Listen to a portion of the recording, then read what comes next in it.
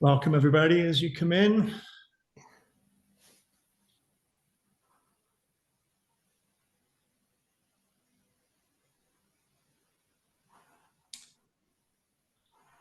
Welcome. We're going to give it just a moment for everybody to be brought in from the waiting room, and then we'll get going.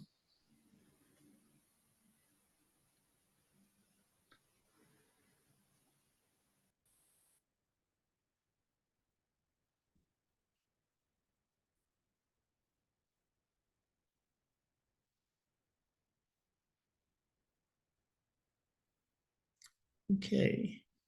Well, welcome, everybody. Thank you for joining us on such short notice. My name is Abraham Bonowitz. That's A-B-R-A-H-A-M, Bonowitz, B as in boy, O-N-O-W-I-T-Z.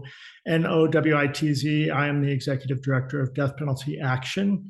We are bringing this to you. I'm sitting in Murray, Utah, close to Salt Lake City.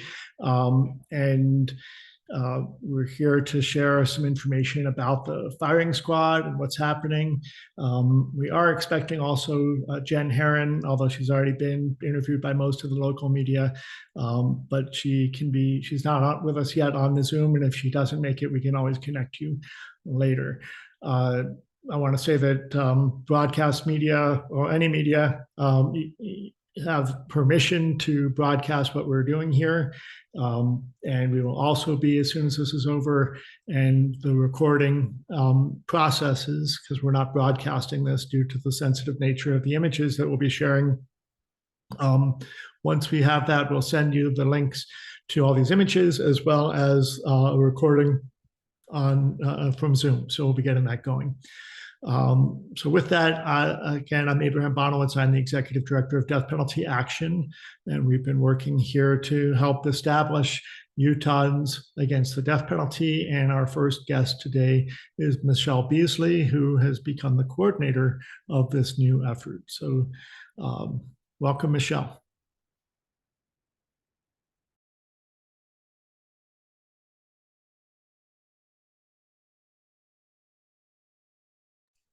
Michelle, I'm not hearing you. There you go.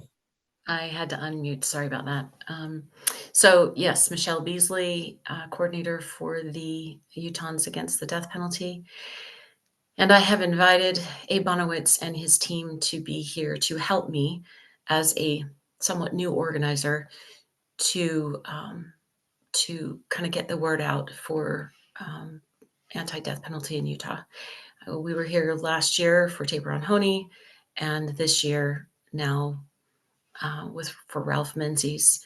There's a lot of sides to this story. We certainly want to, and I'm sure you guys are everyone is very well aware of the different conversations that have been going on, our need for expressing mercy.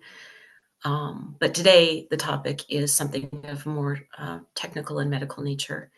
And so one of the things that I wanted to share with you is that for my ask locally, that we ask that people go to uadp.org and sign the petition. And then following that, if they are interested in joining us at 11 a.m. on September 4th, we will be delivering that petition to the governor's office at the Capitol. And we would really like to have as many people as we can be there. It would be nice to have a couple hundred people there. I realize that's a big ask, but last year we had maybe 15 to 30. So it would really be nice if we could have more people attend, just to kind of make our voices heard a little bit more.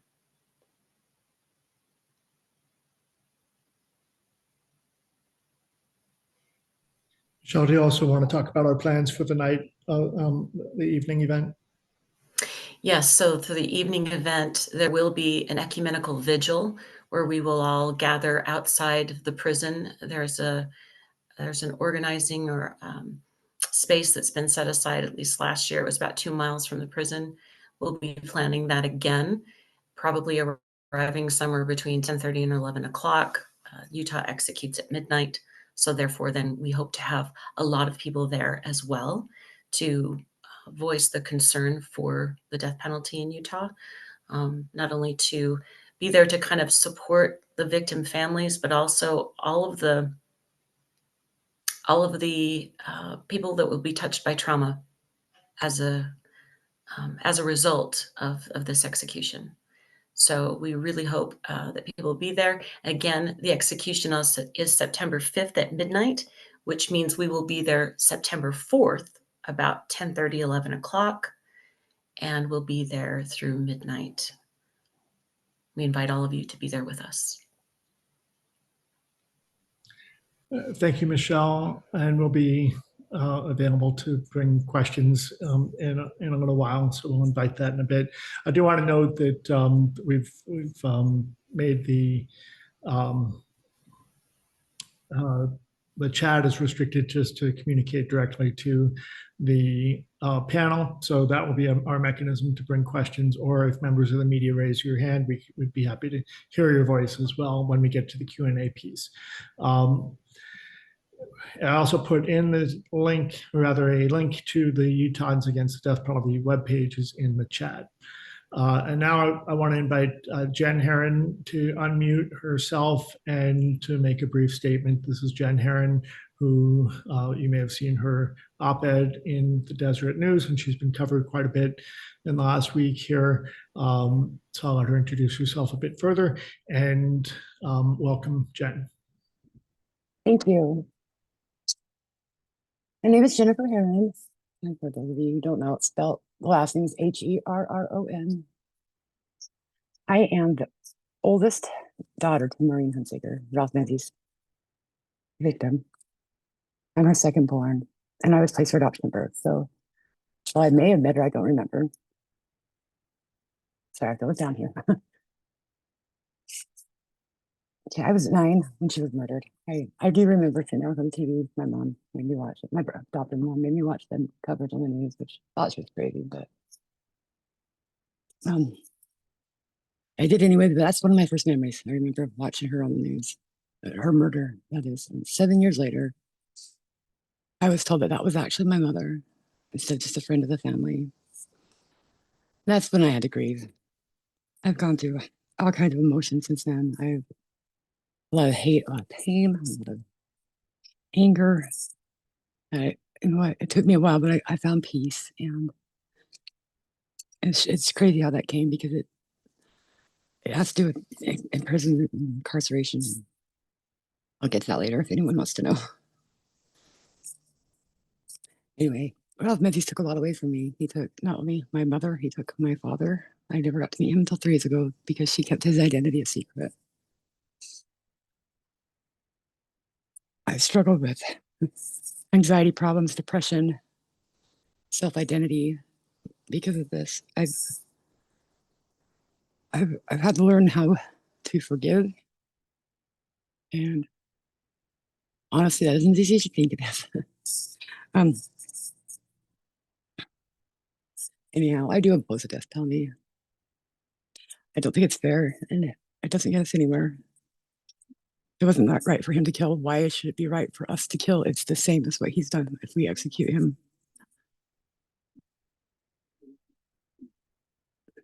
I know that there'll never be justice in this case. It's been far too long for there to be any. I don't think there'll be closure either. Not full closure. But like I said, I found peace, and I do hope that my family can too. If we do execute him, we're not allowing our society to rise above. We're better than that. We're better people, and we'll just never break the cycle if we don't. The death penalty's been around for forever. I mean, off and on, and it's never changed anything. Doesn't deter anyone. Doesn't do anything. As a society, we must hold ourselves to better standards. We're better than this. Anyhow, I'll just leave it at that.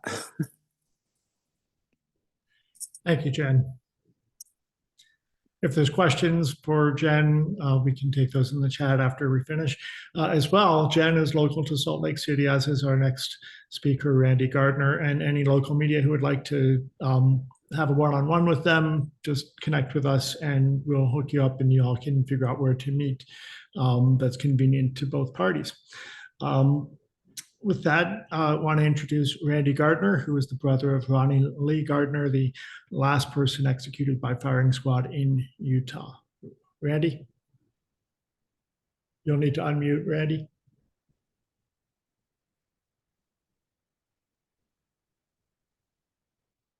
As Abe was saying, appreciate you guys all being here. My name is Randy Gardner, RandyGardner. I am the brother of the last person in Utah executed by firing squad on June 18th, 2010. It's been a heck of a ride these last 15 years, being involved with organizations and groups and just in my own head of what the death penalty actually does to people. And I don't like using the victim word. I've actually had people say, "Oh, poor you, pitiful me," or your brother killed somebody, now you're a victim, blame it on him, nobody else. But so I kind of coined the collateral damage. It sounds a little more realistic, and because I am a victim of state-sanctioned murder, but the collateral damage that's happened in the past is way beyond the initial execution. I think today we're going to show some pictures of my brother's execution. We have a doctor that's on board with us on this event. Kind of give his opinion. He's got the autopsy report, which I also have. Pictures that they're going to show are pretty bad, but I think they're necessary just to show how vulgar and repulsive the death penalty is, especially the firing squad, because you can see what happens to it. The rest of them, lethal injection kind of hides what happens, and it's a failed policy also. I mean, there is no humane way to execute a person, and I'm absolutely against all forms of execution, and we don't condone what these criminals does and what my brother did, and I don't condone state of Utah doing the same thing that we did. They're no better than we are, except for it's premeditated murder, as far as I'm concerned. Randy, would you like to describe how it is that you got a hold of these images and materials? Yes, I got a hold of them. That's the report you're seeing right there is what I had to sign from the Utah Medical Examiner's Office.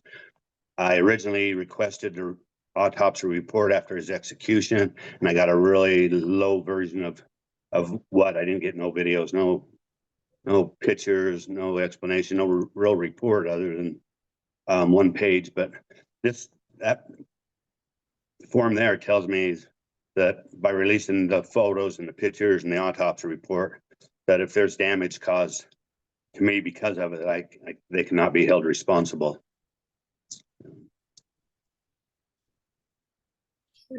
We will be sending a folder to with these images and documents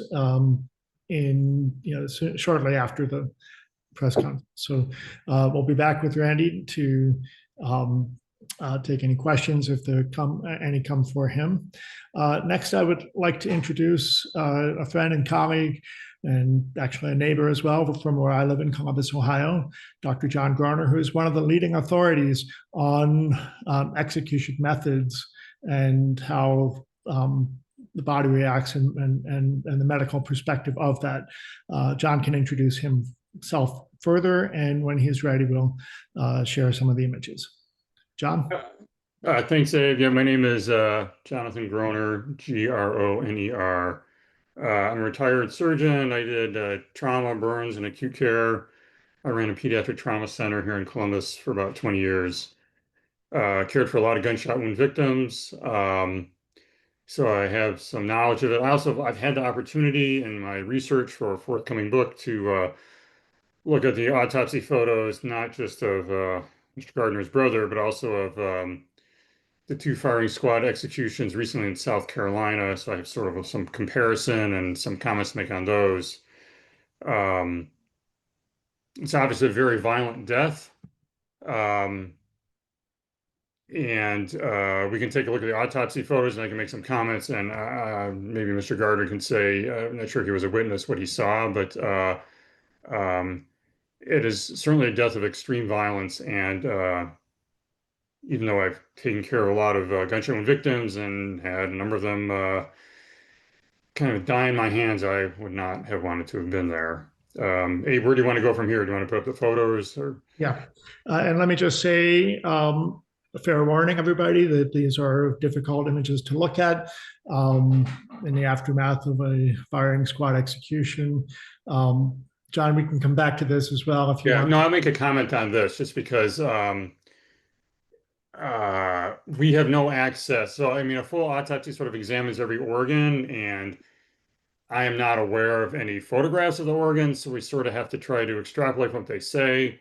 So I think it's important to point out this document is that there's 4 entrance wounds on the left chest, and we'll point to those in just a minute, and 4 exit wounds. I'm not sure what they mean by shoring in the left side of the back. I can show you those.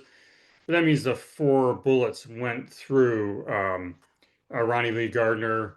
Um, the sea lead fragment snowstorm, that's not a particularly term I'm used to using, and I took care of a lot of patients with gunshot wounds. I think the medical examiner means that some of the lead was scattered in the chest, possibly from bullets hitting bone. That's fairly common.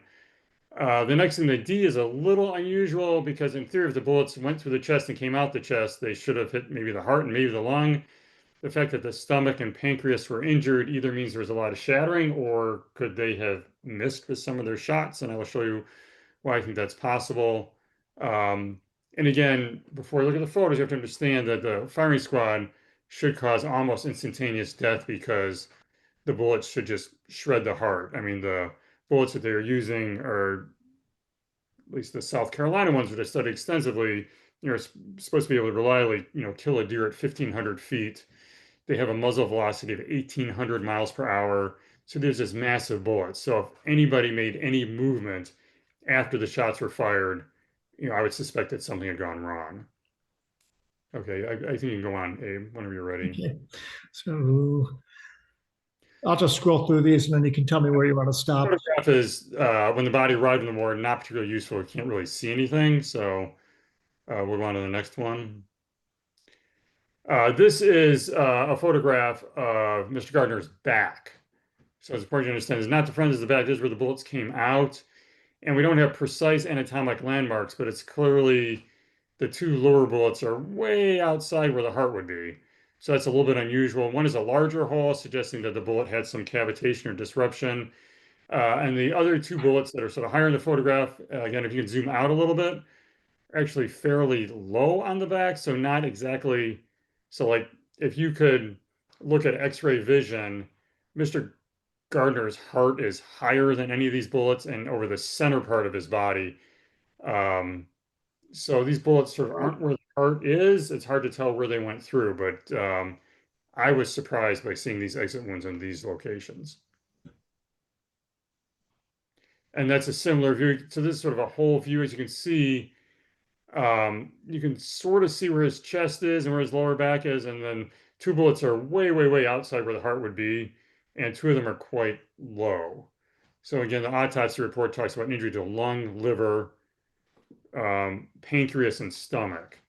And again, we have no internal photos, so we don't really know what happened. They say his heart was injured, but it's just sort of hard to know. Next. So this is a close-up view of Mr. Ronnie Lee Gardner's chest. And the nipple that you can see is his left nipple. So my comment here is that although people, like when you do the Pledge of Allegiance, you put your hand over your left chest, that's where you can feel the pulsation because that's where the left ventricle sort of, as it beats, sort of radiates out that area.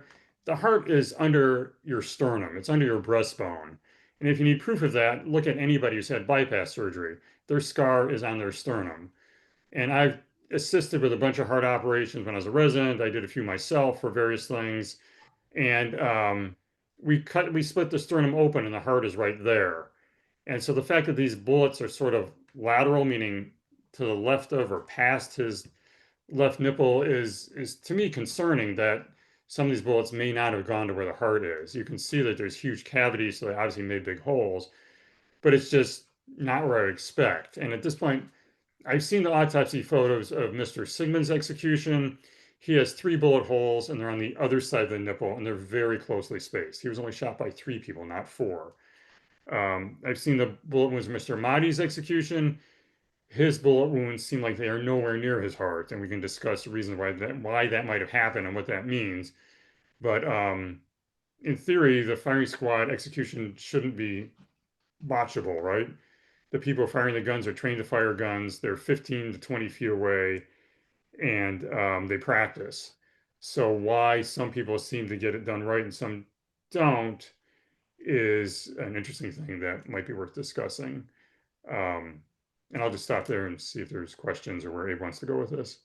Well, John, I wanted to just ask you, you shared with me your supposition that there was a purposeful miss at least in South Carolina. I mean, it seems clear here too. Do you want to discuss that at all? Sure. Well, I mean, I researched this pretty extensively for my forthcoming book. I mean, the best as I could, hours studying the photos and trying to use a little measurement there to figure out. So Mr. Sigmund had killed some family members, and he was white. I just put that out there. Mr. Mahdi had killed a law enforcement officer, and that is considered by the whole law enforcement community to be an extremely severe crime. And so, I mean, it's an open question, in a former Confederate state, would they treat a black man who killed a police officer differently than a white man who killed some family members? It's out there, and you can look at the bullet wounds, and they're very, very different. I don't know if the people doing the executions were the same 3 people, but the bullet wounds are very, very different. And if you read the accounts of what happened to Mr. Mahdi, it's quite clear that he did not die quickly. I think every witness saw movement for a number of seconds. I can't remember exactly. So it seems possible that there is some, sort of implicit bias in the execution process. I don't know anything about Mr. Gardner's history, if he would have done any things that would have upset the guards or made them mad or whatever. But given the location of the bullets, you have to at least ask that question. John, I'll just share with you that Mr. Gardner escaped from a courtroom, and so it was a failure of the law enforcement community to maintain his incarceration for that short period of time, and that's as much as needs to be said here. So in a moment, I want to invite questions, but I do want to make a statement first. And thank you, John, for that. And we will all be available for questions. But I want to say this, death penalty action doesn't take a position on how we kill our prisoners. Our challenge is that we kill our prisoners when the system is as broken as it is. And here in Utah, we have executions are so infrequent, and yet when they hold up the death penalty and executions as a balm for the wounds of the victim families, the truth is that we're using it so infrequently and in such a disparate way that what we're really saying to the vast majority of victim families are your loved one wasn't valuable enough. But in truth, it's actually a blessing in disguise when there is not a death sentence in a case, because you can begin a healing process. You're never going to bring our loved ones back. There's always going to be that empty chair at the table, but at least you can move on when you know that the person who was caught is the person who actually killed your loved one, get answers about what happened, and then that they're never coming out. The true sentence is death by incarceration. Life without parole is a misnomer. It's death by incarceration, and it can't be fun, especially when you get sick in prison, such as Ralph Menzies. He is not having a picnic in prison, and he's going to die in prison one way or the other. And all we're saying is that if we throw away the key, victim families aren't sold this bill of goods that 39 years later, you're going to feel better after we kill the guy. And maybe, because it's still a big maybe. We'll see what the Utah Supreme Court does. But if they reverse this execution date, Ralph Menzies might still die on his own. And then what? They were promised something and they didn't get it. I would urge everybody to look at what are the services available to victim families in Utah? How are those provided? Is that in any way disparate?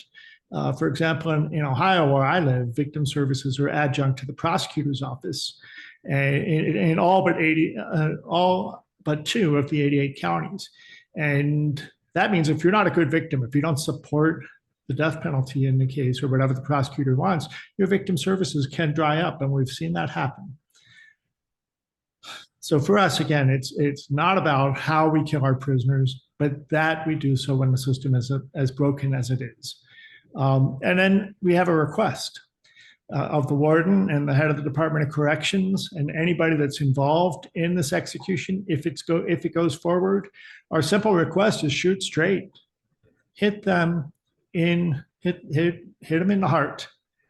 And I actually am very curious, and maybe John can answer this question, as to why they don't do a headshot. Because we don't care what it looks like. We shouldn't. Why not a headshot? Because then, at least from what I've seen on TV, you're dead right away. At least you're unconscious right away. John, do you have any comment on that? Yeah, so I think that there is some ambivalence about the death penalty in this country. I mean, despite what Utah is about to do, I think about 99% of the executions are still lethal injection. I think the American public is much more comfortable with capital punishment when it looks like outpatient surgery rather than sort of a mafia hit. I mean, the guillotine was proposed by a doctor, and the angled blade was an invention of a surgeon, and it was done for humanitarian reasons, because in that day, there was like torture killings were very common. And that probably is actually the fastest, most reliable way, right? I mean, there are no reports of botched guillotine executions. The blade falls, the person's dead, but it's pretty bloody. So I think your question speaks to the overall ambivalence about capital punishment in this country. And, we've gone to great lengths to medicalize it. I mean, even a firing squad execution, at least in South Carolina, a doctor comes in and examines, why do they need a doctor to examine someone who's got, 3 bullet holes in his heart, right? So I think that speaks to the issue of how we feel about killing our citizens.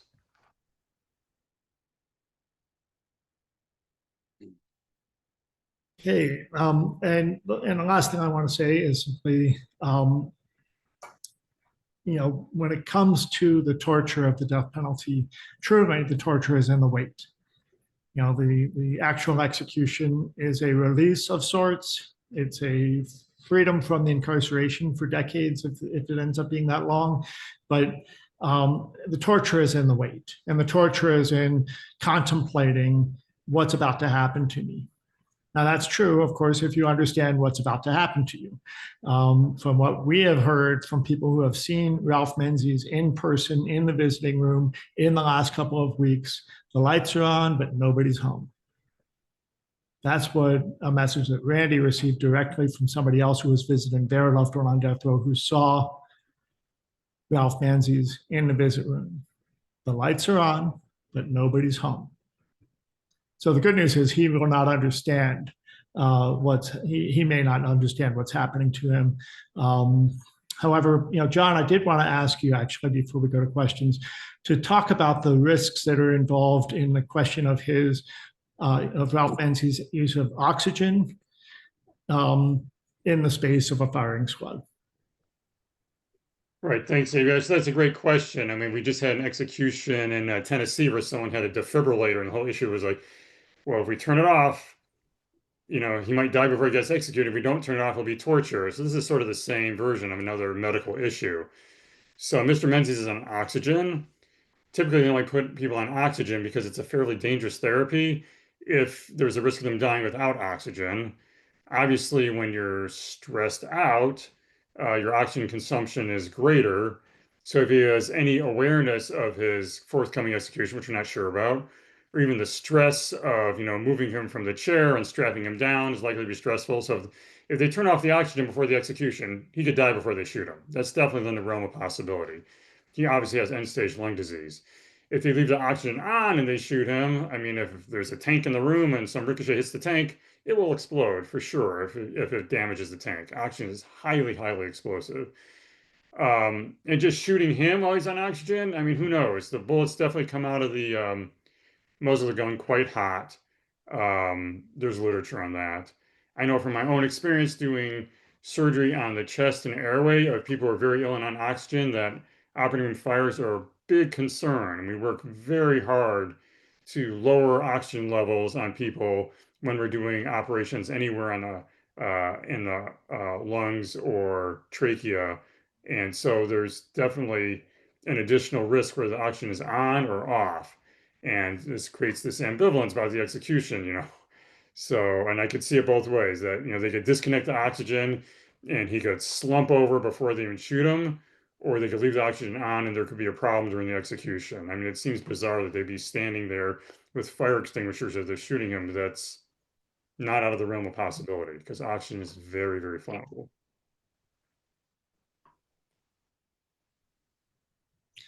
Thank you, John. So again, there's lots of questions that need to be answered by the Department of Corrections here in Utah, but we're asking for a commitment that they recruit shooters who, because we know, I mean, I've never been trained in firearms, and I can hit a target from 15 feet with a rifle. So, that's it shouldn't be that difficult. So why was Ronnie Lee Gardner not hit center mass with a kill shot? John, well, you did talk a little bit about the question of a headshot. Why don't they do a headshot and just make sure that if that's the concern, or is it that an off-center firing squad hit is about creating suffering? If they're going to do it, they should not be creating suffering. With that, if there are any questions, please use the chat or the Q&A or raise your hand if you are a journalist, and we'll be happy to entertain any questions.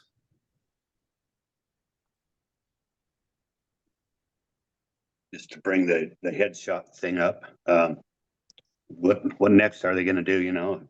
If the headshot kills you quicker than a heart shot, are they going to bring the guillotine back, or it just all don't make sense to me. I didn't really understand. When my brother was in the medical examiner's office, I peeked at his body to make sure this exact thing didn't happen, and I wanted to make sure there were 4 bullet holes in the chest, and they were, and it kind of looked like a bowling ball to me. But up until we brought this up recently with the, and looking at the photos that I've had for 11 years now, or 9 years I've had them. It took me 6 years to get those photos because I just didn't want to see them. And then finally, when I did get them, took me 6 months to look at them. But so I thought, well, at least they're somewhere close to the heart. But talking with Jonathan, Dr. and Abe and other people, since seeing these pictures again, I look at them in a different way, because you're right. They should have, from 15 or 20 feet away with a 30 caliber Winchester rifle with a heart pinned to my brother's heartbeat on his chest, a white target. Why aren't those holes one big hole?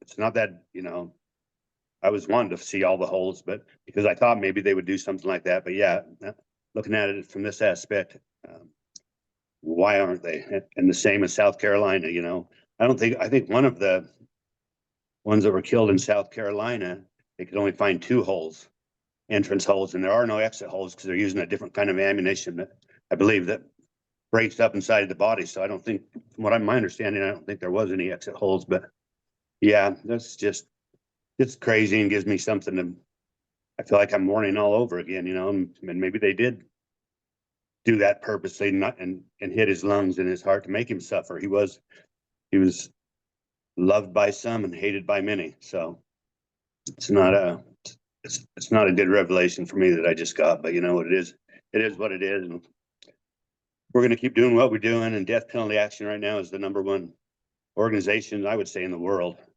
Not just the United States is fighting against the death penalty and executions, and they show up for every execution, And of course, firing squad ones, we haven't had one in 15 years here in Utah, and I became complacent and figured we probably never would have one again.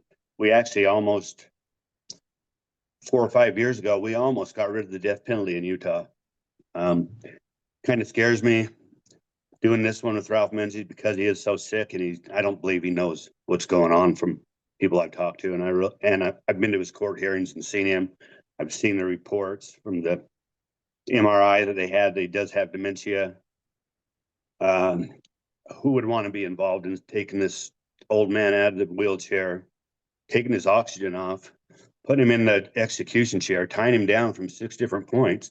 Even if they did do it, if he dies from his lack of oxygen, his head is got a strap around his head. He can't move. He can't slump down like Jonathan was saying. I don't understand why, after 39 years, someone would want to do this to. I mean, he's gonna die. He's gonna die soon, and it becomes a contest. I've seen that during my brother's trial. I'd get in the elevators during this process of the trial, and the prosecutors be in the same elevator as I would, and they knew who I was, and they're talking amongst them. Oh, we're going to win this round. We got this thing, home run. And it's like, excuse me, you guys know who I am. Can you be a little more considerate? Oh, sorry, Randy, we didn't see you there. This happened many, many times. Same thing, taking out on me what Ronnie had done, and I never condoned what Ronnie had done. And yeah, I just think the whole thing is just cruel and unusual, right down from the conviction to the sentence to the execution. We shouldn't be having this, in our country or anywhere else in the world. Thank you, Randy.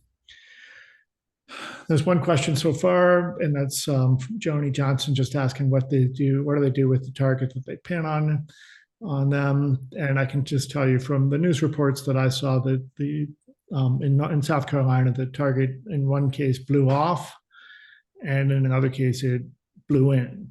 That's what the reporting is that I recall. Are there any other questions before we go? I'm going to show you a couple more things. The last call for questions, you can raise your hand, or if you're a journalist.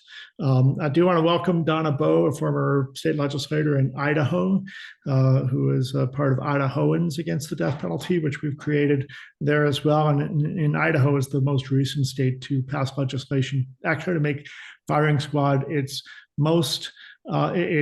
primary method of execution. And they've got 2 people, in fact, including one execution that failed, and they couldn't get an IV started, and they sent Thomas Creech back to his cell alive after failing to do that. So now they've got the firing squad, and I still don't understand why they didn't just put a chair in a field. I mean, why does it have to be so fancy? But they're spending about $500,000 or $1 million building a new stadium. I'm being facetious when I say that, but they're building a new facility in Idaho just for firing squad executions, and they put executions off for over a year in order to accomplish that. I mean, it just doesn't make any sense. Seeing no more questions, I'm going to share my screen one last time. I've put in the chat a little bit of black humor, but I think it's important to see this. This is The Onion some years ago made a video. It's a news report. I'm not going to play it now, but put the link there. It's called the Rip Your Head Off Machine, and it's just a facetious news report about the possibility of executions. And then the other thing I'm going to share is Utahns Against the Death Penalty. Where'd that go? Here we are. Utahns Against the Death Penalty, UADP.org. This is the webpage. It's very basic. It's got the petition for Mr. Menzies that we'll be presenting on the 4th of September if this execution is going forward. We also will be presenting a letter. So far, more than 100 people so far have signed on to this Utah leadership letter to the governor and the legislature. We're also inviting people who want to help us organize to join us. And then at the end is a little video that we made after our visit last year around the execution of Tyrone Honey. So I'll stop the share there, and I think I saw one more question. Nope. Okay. With that, thank you all for joining us. We'll be sending an email out shortly with the link to a folder where you can get those images and documents. And you know how to reach us if you have any questions, if we can be of help to you in any way. Thank you, Abe. Thanks, Abe.